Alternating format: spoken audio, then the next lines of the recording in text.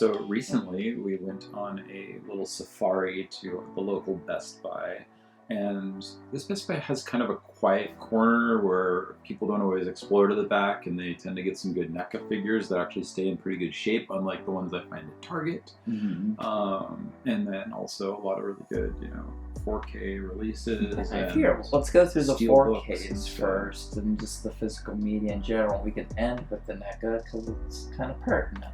So, as far as 4Ks go, first of all, I know we talked about it in store, but it showed in the footage I nabbed. The cover of The Lost Boys 4K with them hanging. Yeah, the from. trestle. Yeah. What do you think of that? I think of all the alternative covers of things that I've seen, and being a very long time Lost Boys fan, it's different, but I find it pretty darn acceptable. I mean, I would be less approving, and I think it does exist, one with a Chinese takeout box on the cover. Yeah. Do I wish, and possibly it is reversible? I doubt it. Because I always hope. It's not like Shout or Scream.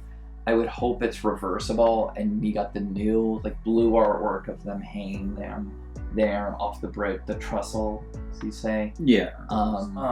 But I like the blue on it. The text is red, right? I believe so. Yeah. So it's different, but I would like if to know if there's reversible artwork on it. It would be good to know. One thing I showed in the video as well is the Best Buy exclusive steelbook for Akira Kurosawa's Ron. I believe it's pronounced Ron. Yeah, it's very pretty. Releases. Well, the Ron steelbook. So here's the thing. I remember from back in the day when the 2-disc Criterion came out and had special features on it. It went out of print because Criterion lost the rights for the Studio Canal releases, and it shot up in value like $50 to $70. And then there were other releases, blah blah blah blah blah. I'd rented to see it from Blockbuster. The first DVD release stateside to watch it, but beautiful. Not my favorite Kurosawa film. That would still go to Seven Samurai, but Ron has beautiful colors in it, vibrant reds, and the steelbook on this thing is just gorgeous, gorgeous, gorgeous. One of the best steelbooks I think I've ever seen, and it's in 4K, so I imagine the colors in it just pop. But that's Kurosawa's adaptation of Shakespeare's King Lear. I definitely recommend it. It's pretty epic. It's beautifully shot, and there are some amazing moments in the film. I definitely recommend it. Very influential stuff, regardless of how well it's aged. Yeah, and that's one of his later films as well. That was from 1985, I believe. So getting towards the end of his career. Some other releases that you saw there that kind of stood out in store? One of my favorites that I'm still pondering would be the 4K of Texas Chainsaw. I think that's pretty Definitely. cool. Now there are the 2 releases. There are. So there's the one with it's like a slipcase with the eyeball on it. And then there's the Steelbook edition with the classic poster art. And it is cheaper to go with the eyeball, but it looks like, does it here in reference? So, no, that's the Steelbook. So when you open it, it actually has a background. It's the dinner table. I guess it comes with the poster of the eye, as well as a flip side of the original.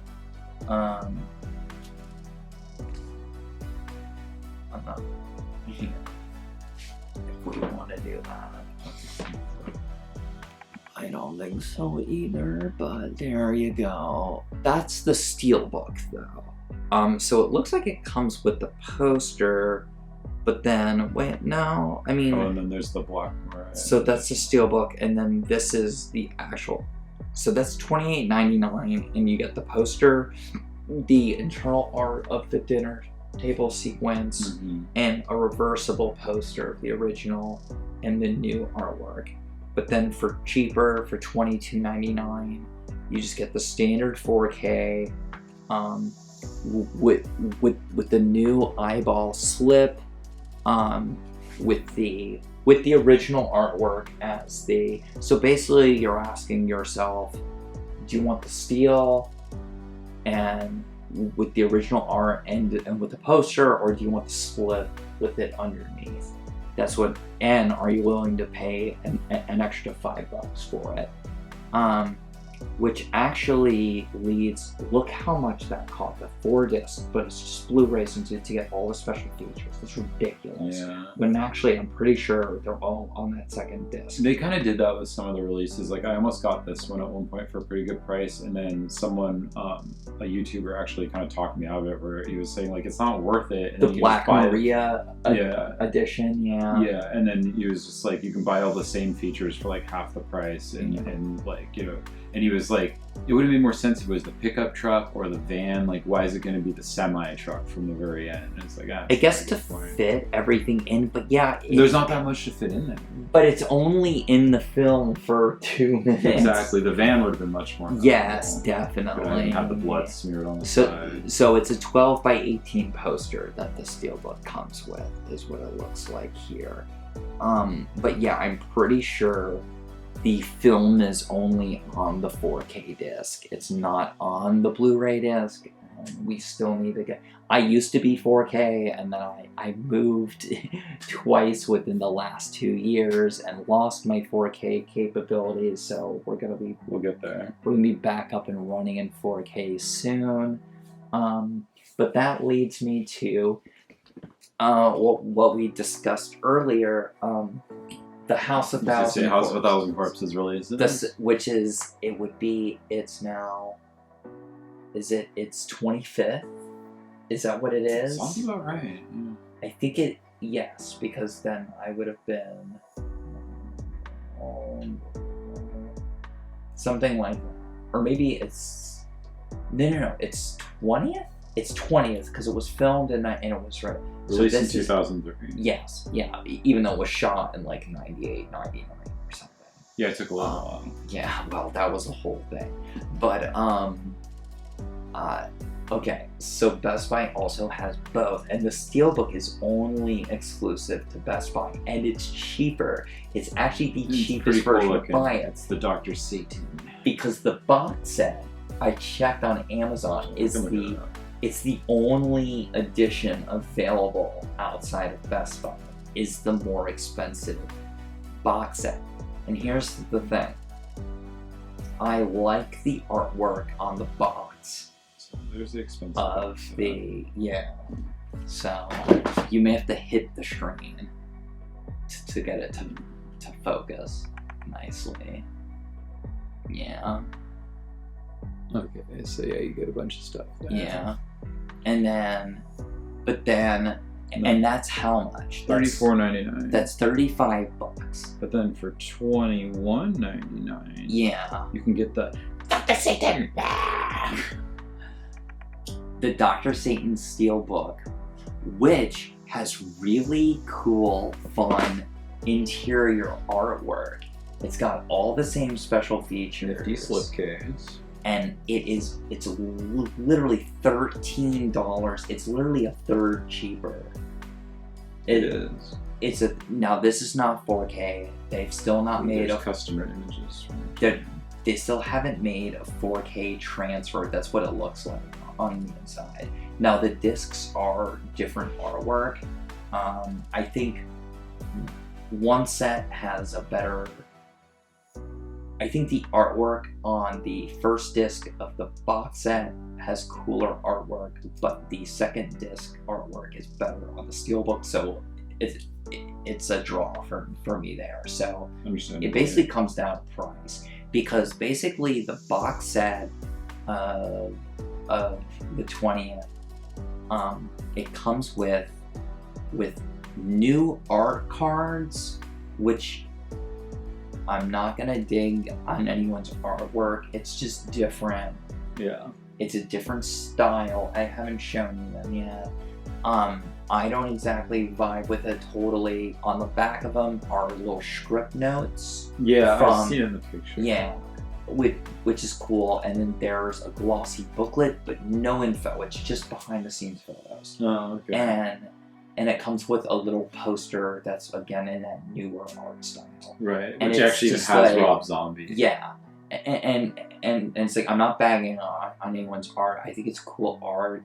It's not so. It's just like, which would I go for? And in the box, it just pulls out, and it's just a Blu-ray case with just the blue. Yeah, the Steelbook with Dr. Satan is. I'm gonna vote Steelbook because and it's also cheaper too. So, which means more cool movies can be bought. Exactly. So I vote for that. But let us know in the comments if you scored one, which one you got, or if you double dipped and bought both, because I have heard of people doing that too. Don't forget to like, subscribe, and ring that notification bell. I'm not begging for That's not begging, that's informative. Fair enough. Now, other things we saw there. You didn't get Arachnophobia? Okay. I didn't. I should. I swear, if I was there, I would just leave it for at this point. I'm tired of hearing about it. I still can't believe the tragic loss of Julian in the mountains. That was very hard to watch unfold. Yeah. Really hope that his family and friends would get some closure on that, and who knows how long that will remain a mystery.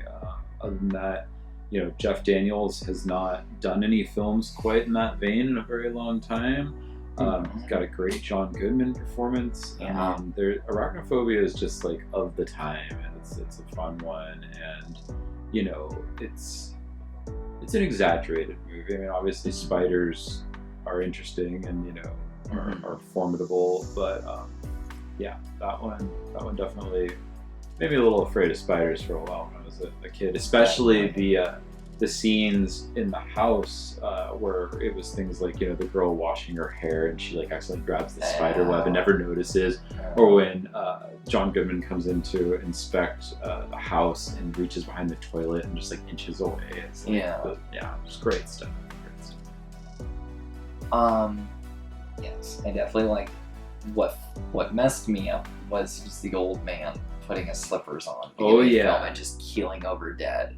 That made me shake my shoes out for years, especially since I grew up in a state where there were only two actual like poisonous spiders that can. I mean, I know there are other pets, but the two main poisonous spiders are actually both indigenous to where I grew up. They could both be found in the same state. Where I grew up, so that was kind of scary. Yeah, around here it's mostly black widows. Brown recluse and black widows can both be found in North Carolina. Yeah, there's been some arguments over the years for brown recluse in the area, which would be invasive, but not a lot. I've definitely seen some big spiders around here. What other releases before we get to the NECAs? I mean, there is a lot of stuff right there now, and Best Buy is nice enough to stay really competitive. So I don't think there's a single price I've seen online that Best Buy isn't already matching, like on the rack.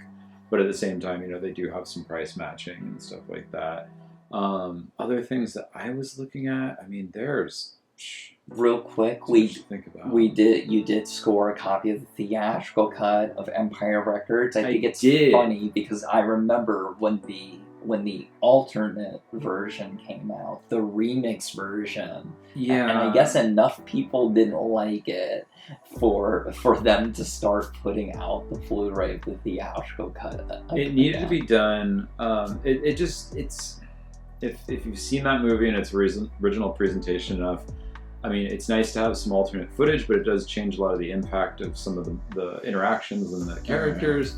But also the movie that movie rocks. You can just put it on and, the soundtrack came out, and I think it's even one of those soundtracks that eventually would release like a second disc for. Probably. There's enough music for it in the film. It's got some music videos as bonus features on there, which is kind of funny because they're not the same music videos that were released on the VHS. If you were to watch through the credits, you actually get like 2 or 3 other music videos than you would have. Okay.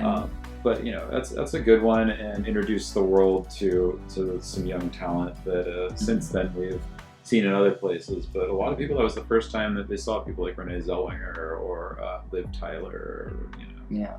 I think it was my first time watching the film all the way through a few weeks ago. I really enjoyed it. Definitely a little slice of 90s that's life there. It's definitely was made for a generation kind of thing.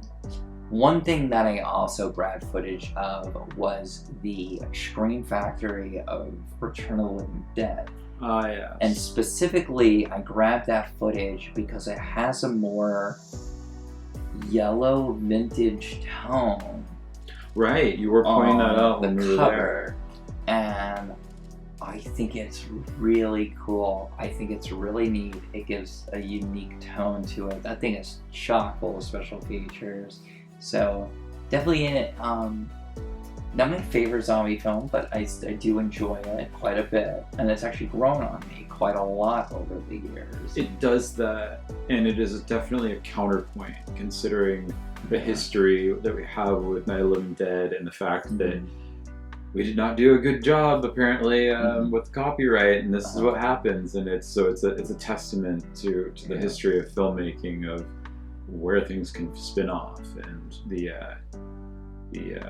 afterbirth, as it were. I like that the film, you can kind of see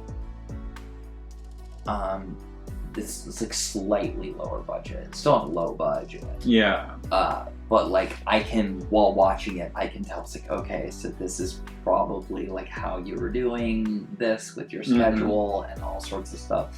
It's definitely got a great vibe to it, and great soundtrack, a lot of fun stuff.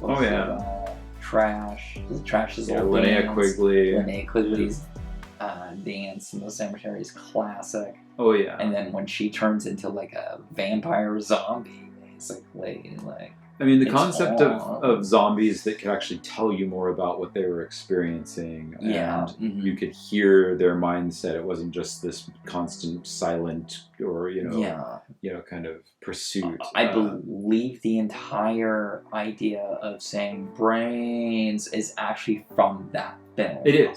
That is the first place you see that, and it's supposedly eating brains actually takes away the pain of being dead. Yeah. So.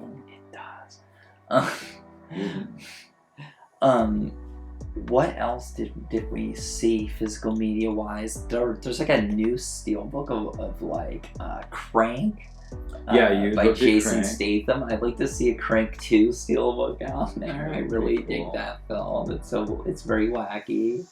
Quite a few shows. What else did we see there? I mean, it gets pretty overwhelming. It's like they're really, they know what people like. So they had a decent amount there, considering the last few times I've been at Best Buy on the East Coast, there was like hardly anything, like nothing. They'd phased it out. I feel like they're bringing it back, or at least here, it's always been here. They're trying to stay competitive, and they know that like Amazon is still a place where people go for that stuff, and every price point from Amazon seems to be represented. I'm actually really happy because Best Buy was pretty much eliminated from my stops for the last few years because of how little physical media they were carrying. And now, at least in this location, since I moved, has quite a nice, decent selection.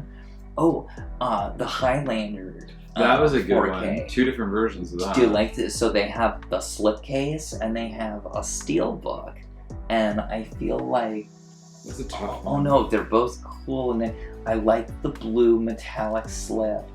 Is that the woman that had the Kurgan on the back that I was talking about? No, that was some Clancy Brown. Yeah, stuff Clancy Brown. Yeah, so that'd be the steelbook, I believe. So. You would also know him as the hardest screw that ever walked a turn at Shawshank Penitentiary. And he did a lot of voice work as well. Oh yes, lots of voice work, as well as. Did he do some stuff on SpongeBob even or something? Yeah, he did. He did. He was like Mr. Krabs or something, or was he? I don't know. I wasn't a big. I didn't quite a bit. Watch a lot of SpongeBob, but and some superhero stuff. But lots of steel books at Best Buy. That's like seems to be like the place to go. Yeah, even the steel book for Texas Chainsaw is there, although I did not pick it up. Yeah, there. So okay. And then in the back of the store we showed they have they actually carry a decent line of NECAs there. Yeah, they had Gremlins, they had Predator, they have Ghostface, they have Michael Myers, they had Friday the 13th. What else? They had the color Frankenstein and Invisible Man. Oh, as well NECAs. as Lugosi Dracula, didn't They didn't. I would have looked at it. I thought it was there the first time. Someone might have nicked that. Or maybe it was but Invisible Man? They did have the Invisible Man, but I'm more partial to the black and white line. I think the black and white line is way cooler. Is like I want the Mummy and the Wolfman one of those, and the Frankenstein one of that one is also stellar. I'm gonna be honest. I think they dropped the ball a little bit on the Draculas, especially the color ones. The color ones in general, I'm not like a huge fan of. I'm not trying to diss on them, but I think the Mummy and the Wolfman ones are like, and I really think that there's some beautiful detail on the black and white Frankenstein as well. But yeah, the Gremlins one's cool. They had Halloween Kills. Have anything else? I don't even know if they bothered making one for Ends because, I mean, spoiler alert. I'm not gonna spoil Ends, but there's not as much to make a figure out of that. Yeah, exactly, and he's kind of probably pretty much the same between Kills and Ends. I'm trying to think of what else they had. That like Casey Jones. Yeah, that's some Ninja Turtles for sure. They had I'm trying to think of what else they had. The Stream one. I thought the Stream one, I didn't get to open it on camera, but it comes with an alternate green, like kind of like the glow in the dark. It's the stab one, isn't it? Yeah, the stab phase. That'd be it. Yeah, I thought that was a great addition. That's actually a good that's got like the good fabric on it. It looks solid. Yeah, so that one. But one that you had a little bit of a history with, but you got back in your collection. Yeah, that was a good achievement to finally have, because with those NECA figures, I mean, sometimes they do get re-released or become more available, but you can have your moment when you least expect it of like, wow, there it is in really good condition, and I should snag it. But then in this case, I had been at a Walmart about a year or so ago and found this figure and bought it immediately, and I wasn't even sure what I was going to do with it. And then I had a little bit of buyer's remorse. I was a little tight on money at the time. Yeah. So I actually ended up bringing it back, and to further just rip my heart out kind of thing, when I went to return it, the lady just was like, okay. And seriously, without looking, threw it over her shoulder into a corner where it just landed in a shopping cart full of crap. Yeah. And I had never seen it available again, and if I had, it had been quite violated on the shelf by probably rambunctious young children, but or underpaid workers. That too. Take the receipt out of this one, but here I have finally achieved the Kane Hodder New Blood Jason, which is amazing. Yeah. And one of the coolest Jasons ever, because it is the second film where he's officially dead. And this is the second film in the series where he's quote unquote zombie Jason. Yeah, it's kind of referred to, and also just the level of performance that Kane brought to this version of Jason is just, you can feel the rage. You can, it's all there. He is pissed off in this one. And because 6 is kind of a horror comedy, he's kind of more getting used to his zombie abilities, and he's kind of like blown away for a little bit. Where in this one he has been at the bottom of a lake for a while, and someone with telekinetic powers has freed him, and he is out for some blood. Yeah, so what I really dig with this one is that it comes with the zombie Jason head, but then it also comes behind there, if you can peep that. One of the most memorable scenes is where she tightens his mask psychically on his head. It's literally splits open. So literally right there, and it splits up, and you can have that and make that scene. Some great detail on this. He's even got the little razor blade, weed whacker there. He's kind of got the whole deal going on. Some different zombie hands. And I believe they give you the most crucial lot of weapons thing. Yes, they do. And so the most important weapon from this one is that Jason finally really mixed it up. I mean, you had, a spear gun in part 3. You had some other things going on, and obviously creative kills.